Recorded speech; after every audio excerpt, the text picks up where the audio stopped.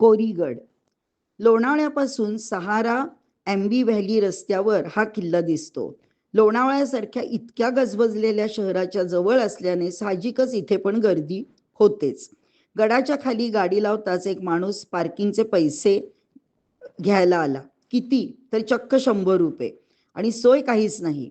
नाही दिले तर उगाच गाडीचे नुकसान करेल म्हणून नको असताना सुद्धा द्यावे लागले.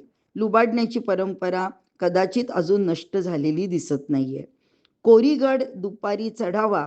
पूर्वेकडून रस्ता वर जातो, त्यामुळे दुपारनंतर उन्हाचा त्रास होत नाही. माकडांच्या संगतीत आम्ही वर पोचलो.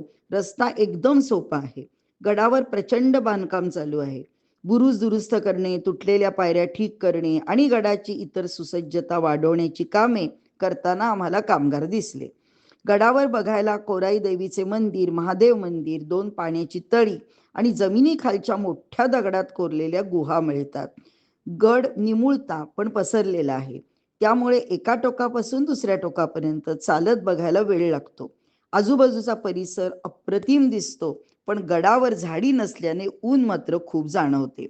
आजूबाजूला चाललेली हॉटेल आणि रिसॉर्टचा गजबजाट बघून या ठिकाणी काही शतकापूर्वी केवढी युद्धे आणि हल्ले झाले असतील याची कल्पना सुद्धा करता येणार नाही. असेच बरेच विचार येता येता आम्ही खाली उतरलो आणि हडशी मार्गे पुण्याला परतलो.